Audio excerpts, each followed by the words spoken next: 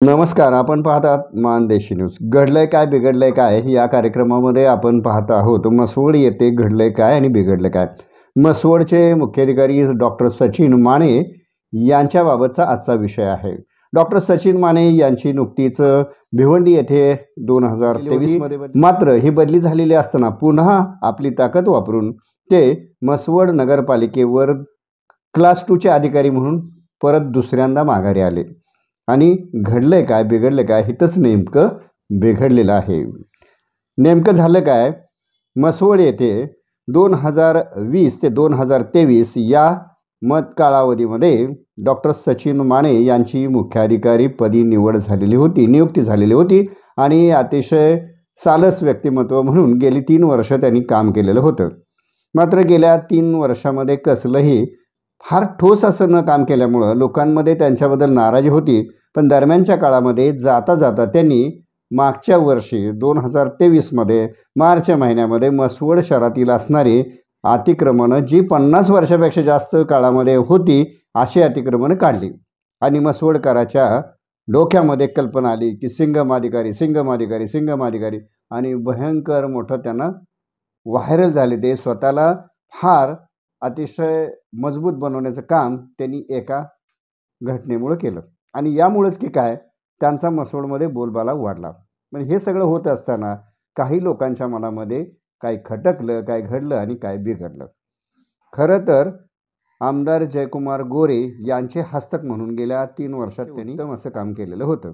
हे काम करीत असताना त्यांनी शक्यतो कुणाला दुखवलेलं नाही.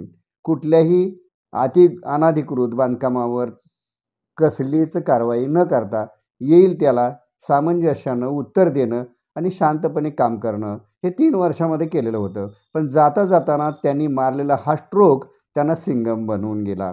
मात्र यामुळंच घडलंय आणि बिघडलंय. नक्की बिघडलं काय की याच वेळेला त्यांची बदली पुन्हा एकदा भिवंडी येथे झाली आणि भिवंडी येथे त्यांची प्रमोशनवर बदली झालेली होती. मात्र प्रमोशन नाकारून ते स्वतः प्रयत्न करून पुन्हा एकदा मसवडचा चार्ज घेऊन मसवडला मुख्याधिकारी म्हणून हजर झाले. मात्र हे होत असताना इथं कुठंतरी शंकेची पाल कुचकुचायला लागली.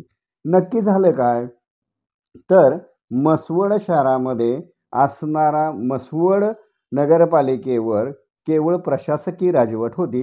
यामुळं सगळं कुरण मोकळंच होतं आणि हे कुरण आपल्या ताब्यात मिळावं असं प्रत्येकालाच वाटतं आणि त्याप्रमाणे त्यांनाही वाटत होतं. त्यांनी गेम केली आणि माघारी आले. अतिशय चांगलं काम करतो असं सांगून लोकांना त्यांनी आपल्या विश्वासात तर घेतलेलंच होतं. त्याचबरोबर आमदार जयकुमार गोरे यांचे विश्वासू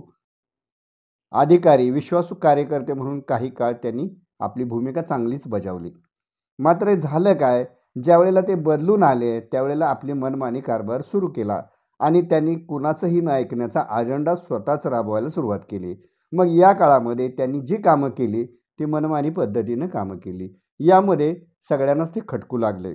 सत्ताधारी गट असा कुठलाच उपस्थित नव्हता, संपलेला होता आणि निवडणुकाच्या मुदत संपल्यामुळं मसवड येथे गेली 2.5 वर्ष प्रशासकीय राजवट आहे आणि नेमका याचाच फायदा डॉक्टर सचिन माने यांना मिळाला आणि म्हणून ते इथं पुन्हा दुसऱ्यांदा माघारी आले.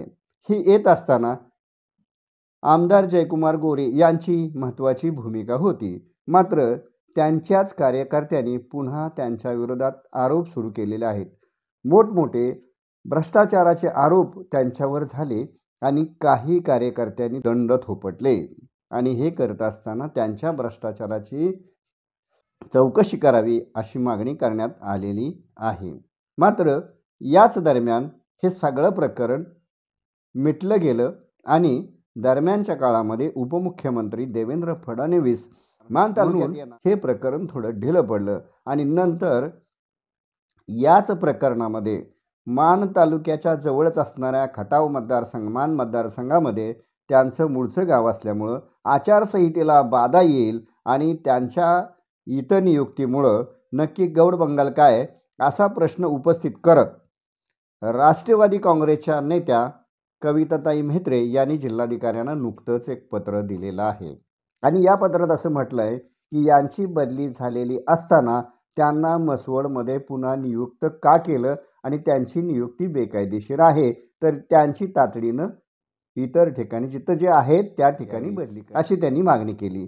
या मागणीचं पत्र त्यांनी जिल्हाधिकाऱ्यांना दिलं. जिल्हाधिकारी याबाबत अद्यापही मौन आहेत. नक्की काय करणार याबद्दल शंका निर्माण झालेली आहे. आता नुकत्याच निवडणुका जाहीर झाल्या. आता बदल्यांचं सत्र अगोदरच संपलं, मग यांची बदली का झाली नाही, हा मात्र चर्चेचा विषय मसवडमध्ये निर्माण झालेला आहे. आता दुसरी गोष्ट, याच्याच दुसऱ्या बाजूमध्ये पुन्हा राष्ट्रवादी काँग्रेसचे ज्येष्ठ नेते जिल्हा उपाध्यक्ष किशोर भाऊ सोनवणे यांनी पण जिल्हाधिकाऱ्यांना अशाच प्रकारचं पत्र दिलेलं आहे. त्यांनी या पत्रात म्हटलेलं आहे, 2023मध्ये त्यांची बदली झालेली असताना, त्यांचा कार्यकाळ पूर्ण झाला असताना सुद्धा पुन्हा मसवडमध्ये त्यांना नेमलं का आणि त्यांची तातडीनं बदली करण्यात यावी. खरं तर कुणालाही उपद्रव न ठरलेला हा मनुष्य आता फक्त आहे. राजकारणी मंडळीच्या जवळ जाणं किती धोक्याचं आहे आणि किती लांब राहणं किती धोक्याचं आहे याचं आपलं उदाहरण आहे. अधिकाऱ्यांनी एकच गोष्ट लक्षात ठेवायला पाहिजे की राजकारण्याच्या जवळ जाणं धोक्याचं आहे आणि राजकारण्यापासून लांब जाणं पण धोक्याचं आहे. यातून मुख्याधिकारी काय धडा घेणार आणि जिल्हाधिकारी काय निर्णय घेणार याकडे लक्ष लागलेलं आहे. मात्र कोणीच नसतं आपल्याला कठीण समय येता कोण येतो कामासी, ही म्हण आता मुख्याधिकारी यांना नक्कीच आठवत असेल आणि मुख्याधिकाऱ्यांनी केलेल्या कामाचं आता जर चौकशी लागली तर मात्र ते आणि पुन्हा त्यांना या गोष्टीचा नक्की त्रास होऊ शकतो. मग घडलंय काय, बिघडलं काय, जनतेनं याबाबत नक्की निर्णय घ्यावा. काय घडलंय, काय बिघडलंय. आपण पाहतात मानदेशी न्यूज. अशाच प्रकारच्या विश्लेषणासाठी आपण मानदेशी न्यूजला सबस्क्राईब करायला मात्र नक्की विसरू नका. मानदेशी न्यूजसाठी विजय टाकणे, मसवड.